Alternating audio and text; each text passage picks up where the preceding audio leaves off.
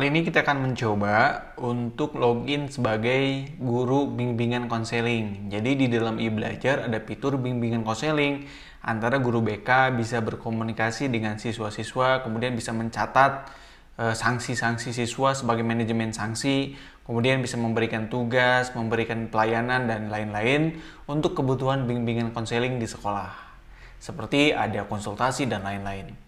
Kita masukkan username untuk guru BK yang sudah diinputkan di admin, dan guru BK itu sudah dijadikan guru BK di admin, kemudian sudah diberikan jadwal di pembelajaran jika perlu. Jadi di setiap sekolah kan ada dua sistem yang dipakai, ada guru BK yang diberi pembelajaran atau jadwal di kelas untuk bimbingan konseling, ada juga guru BK yang tidak diberikan jadwal pembelajaran tapi melakukan konseling atau melakukan pekerjaan untuk bimbingan konseling di luar kelas.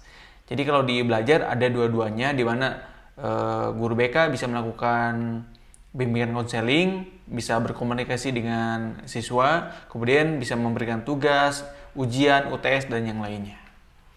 Kita login. Ini adalah tampilan untuk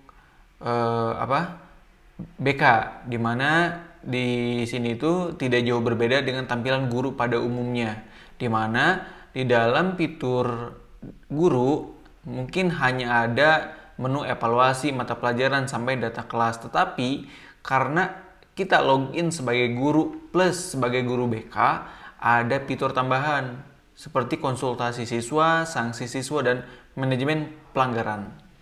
Kita akan buka. Di sini juga ada fitur tambahan, yaitu ada perpustakaan online. Jadi banyak buku, lebih dari ribuan e-book bisa dibaca di sini, seperti perpustakaan sekolah saja. Jadi bisa ada SMA, SMP, PAUD, semuanya ada di sini. Jadi sebagai perpustakaan online sekolah juga. Kita menuju ke konsultasi siswa, di mana BK bisa mengirimkan pesan kepada siswa. Contoh, saya ingin mengirimkan pesan kepada Desi Rahayu tentang kedisiplinan. Subjeknya adalah konsultasi. Di sini guru BK bisa memberikan konsultasi atau pembahasan khusus untuk Desi Rahayu, seperti dia chatting atau membuat email kepada Desi Rahayu. Tapi ini adalah sistem e-belajar di mana nanti ketika BK mengirimkan buat pesan, nanti akan diterima oleh siswa dengan nama Desi Rahayu. Ini contoh ya.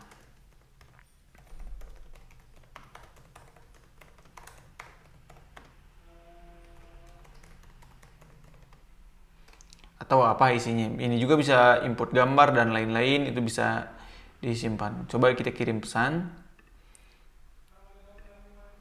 Dan ini otomatis akan ada di pesannya, inboxnya Desi Rahayu. Contoh nih, pesan terkirim tentang kedisiplinan, guru BK-nya Maulana Yusef.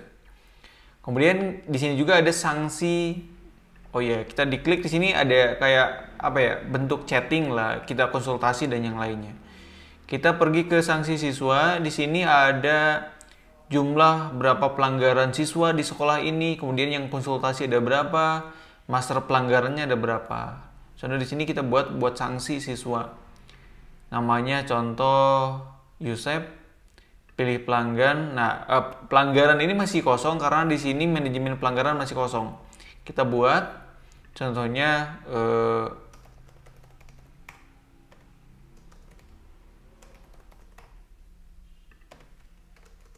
nah, bobot poinnya contoh ini 100.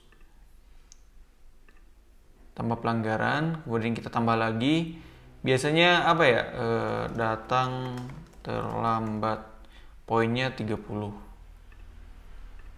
Nah, kita buat sanksi siswa. Kita pilih siswanya siapa. Contoh Yusef, pelanggarannya dia merokok di sekolah. Beri pelanggaran. Oke. Dan di sini ada 10 siswa dengan poin pelanggaran tertinggi nih. Kemudian di siswa juga, nanti di akun siswa ada detail bahwa dia memang ada poin pelanggaran. Jadi memang sistem ini bisa digunakan selain untuk pembelajaran online sebagai manajemen pelanggaran siswa, karena ada fitur bimbingan konseling. Nih, manajemen pelanggaran bisa dibuat lagi, sanksi siswa dan konsultasi siswa untuk seperti chatting lah. Jadi siswa antara BK bisa saling komunikasi, bisa saling memberikan tanggapan atau yang lainnya. Ini tentang bimbingan konseling. Tapi karena bimbingan konseling di sini guru BP atau BK-nya diberikan jadwal pembelajaran, jadi di sini ada bisa buat ujian, ada mata pelajarannya ini bimbingan konseling. Ini tingkatnya kelas 10 dan prodinya multimedia. Jadwal mengajarnya ada di sini. Tugasnya bisa diupload di sini juga. Belajar, materi belajar dan lain-lain ada di sini. Termasuk absensi. Nih, kedetek data kelas, dia mengajar di mana saja ada di sini. Contoh kita klik di sini detail, ketahuan kelas X MM1 kita tugasnya masih kosong, evaluasinya masih kosong, materi masih kosong. Jadi ketahuan absensinya siapa saja nih. Kalau untuk bikin evaluasi mata pelajaran, jadwal mengajar, tugas dan lainnya itu sama seperti tutorial sebelumnya, dimana ketika kita create evaluasi akan buat seperti ini, apakah untuk kuis, remedial, penilaian, atau akhir semester ini ada di sini. Contoh kita bikin PTS, bimbingan konseling, kelasnya kelas ini, dimulai pada hari ini, contoh today, kemudian tanggal selesainya hari ini tapi jam 17.50. Nah, seperti ini. Kemudian ada mau PG atau essay ada di sini. Contoh PG-nya 10, bobot PG-nya 40, essay-nya 10. Jadi ini ada bobot di sini untuk penilaian. Acak soal ya atau tidak, kita buat evaluasi. Nah, kayak gini tinggal dibuat edit essay dan tambahkan pertanyaan-pertanyaan. Ini seperti konsep yang sebelumnya tutorial yang sudah dibuat oleh kami tentang bagaimana menambahkan evaluasi mata pelajaran dan lain-lain. Seperti input tugas juga sama. Tugasnya tugas individu, pelajarannya bimbingan konseling. Ini untuk kelas ini. Tugasnya adalah silakan berikan judul dan inputnya apa, dan kalau ada file seperti materi, seperti gambar, ini bisa diupload di sini. Dan dimulainya mau kapan nih, atau minggu depan, boleh. Selesainya minggu depan lagi, Januari tanggal 12 atau bulan depan, ini bisa di-create. Tinggal tambah. Oh iya, ini wajib judul tugas. Nah, kayak gini deh.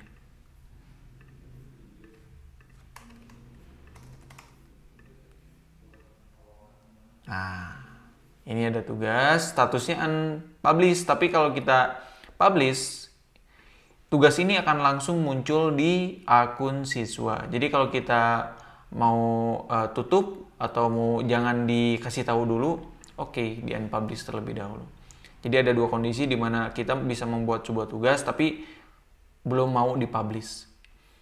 Ini materi belajar, absensi, data kelas dan lainnya kita akan bahas di fitur guru, karena kita baca ini login sebagai bimbingan konseling, kita lebih ke penjelasan tentang fitur bimbingan konseling. Nanti kita akan bahas untuk guru pada umumnya.